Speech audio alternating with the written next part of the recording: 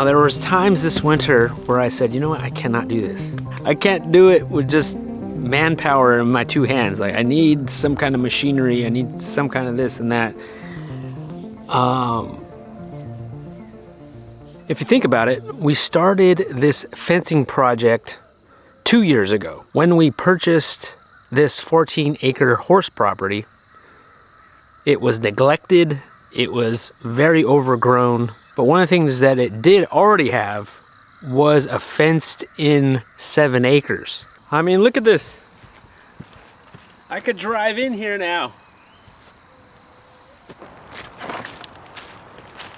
3 months ago is when I really buckled down and was like, I need to get this fence started and done if we want to have bigger animals this year. One of the tough parts of this fence is that the existing stuff here is just, you know, some parts are broken, some parts are tangled.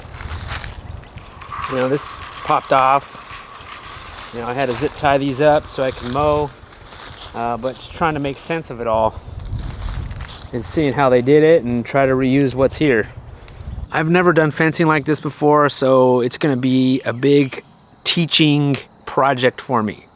It's gonna show me how high tensile works, it's gonna show me how woven wire works, how to stretch woven wire, and how to put in H braces.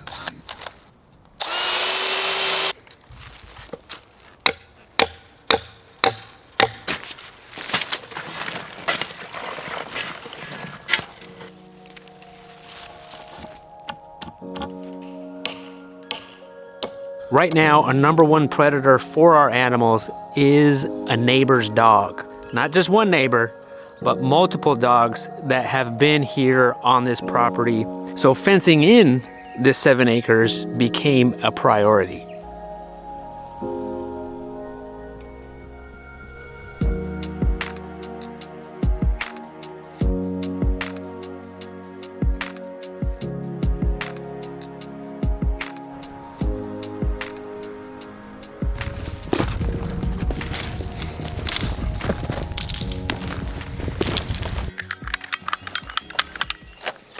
This is underground insulated wire. You probably could just direct burial this, but it's a there's a wire in there, same wire we're using for here. It's just that this is an insulated sleeve. Feed it through the pipe.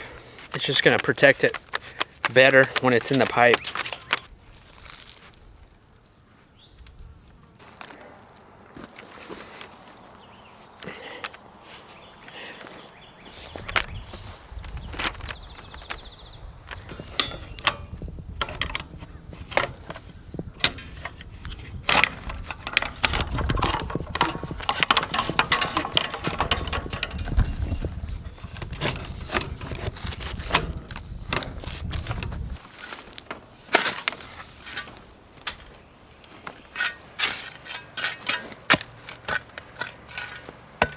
We're gonna keep it going with this fence. A little bit every single day, eventually it'll get done. But we're gonna continue, we're turning this corner, we're continuing up the property. And then back up around. But this part right here was probably the most tedious part because it's kind of a funky spot. Funky town. All right, so now we're gonna connect this top here. This top's gonna go underneath. It's good to leave a little excess on your runs just in case you need to use them like this. And I'm gonna leave it long just in case for future.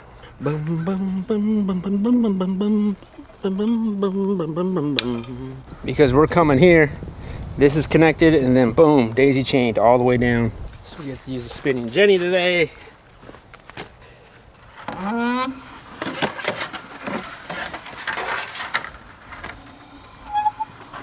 I'm not going to drive it down this time.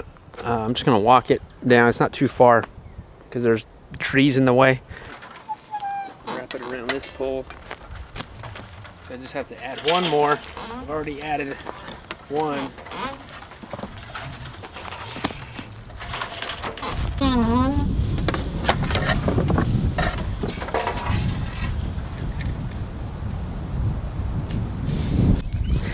In the world of lazy Susans, Be a spinning Jenny. I love this thing. Easy peasy. That one's rolled out. Now we have to just tighten it to the strap. And that side's done.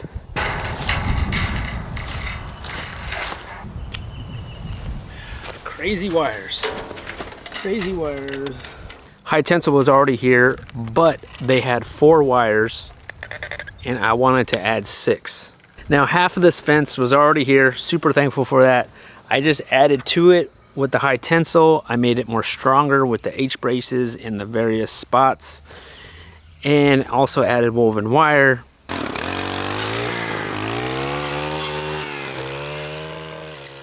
A lot of the posts are very wonky, very wobbly.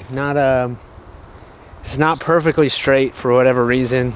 This is going to get us closer to raising larger animals this year, plus the dog pressure that we have currently. It seems like it's just getting worse. With the fence existing already, it's just helping us get to where we want to be a lot quicker. Plus, I am saving money by utilizing what's already here.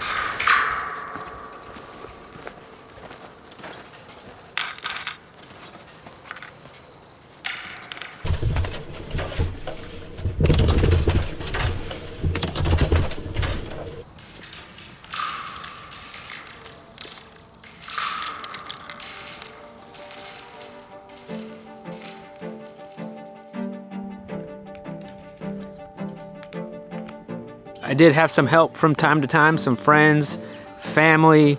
Even borrowing a tractor was incredibly helpful. I would say the most labor-intensive part was drilling in these holes for these H braces. Oh, there we go.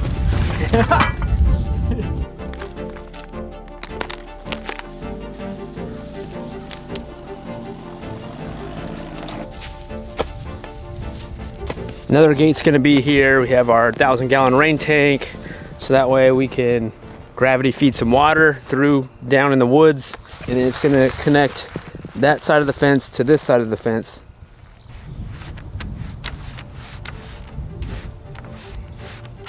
In total, I built 25 of these H braces.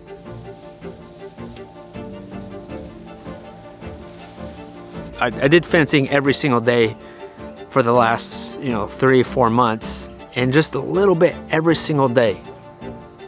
I'm noticing, you know what, it's getting done. It's happening. And I see the light. I see the end of the tunnel.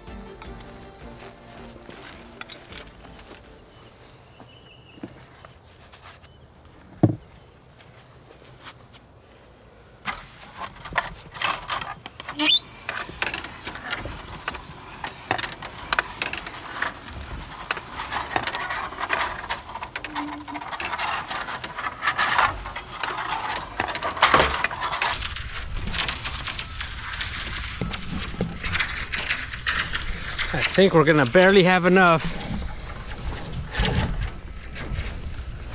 without having to buy wire, which is amazing.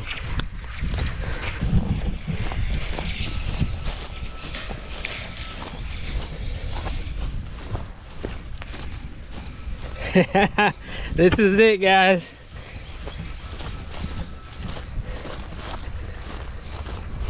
Yeah, we're getting there. This is the last of the long stretch. Last of the 6 wires I need to stretch. You know how good this feels on the hottest day of the year so far? 85 degrees today.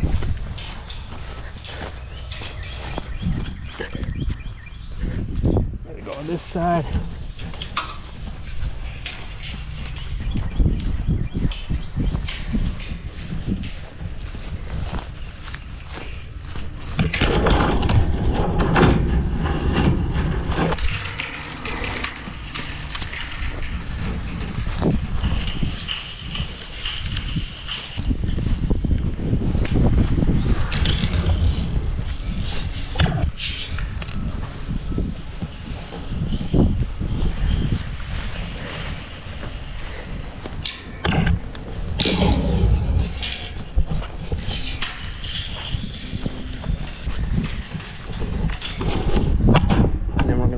it back in. As we go back up the property, make sure this is not tangled.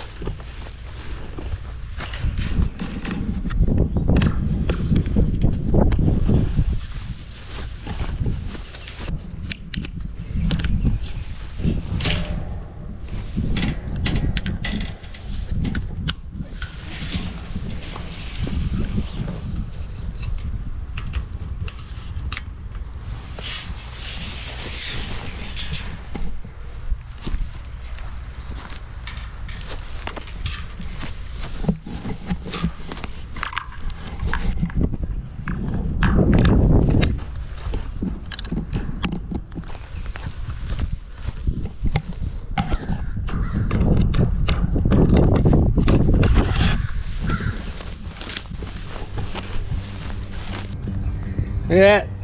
It's it. This was it. This is all that was left. That was barely enough to do the whole 7 acres. Wow. Man, Adrian, thanks so much, man, for giving me that roll. That helped out a ton. And then on the last 2 wires, I stretched them.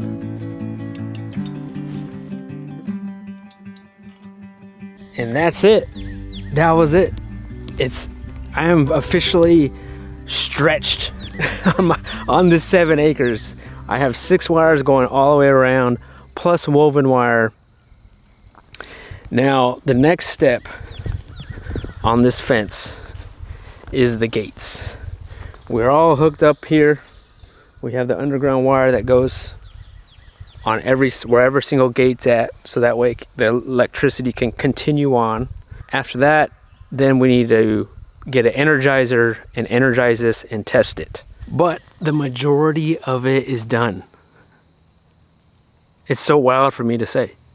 I mean, yes, there's still plenty of fencing to do with the rest of the property, which I do plan on doing that.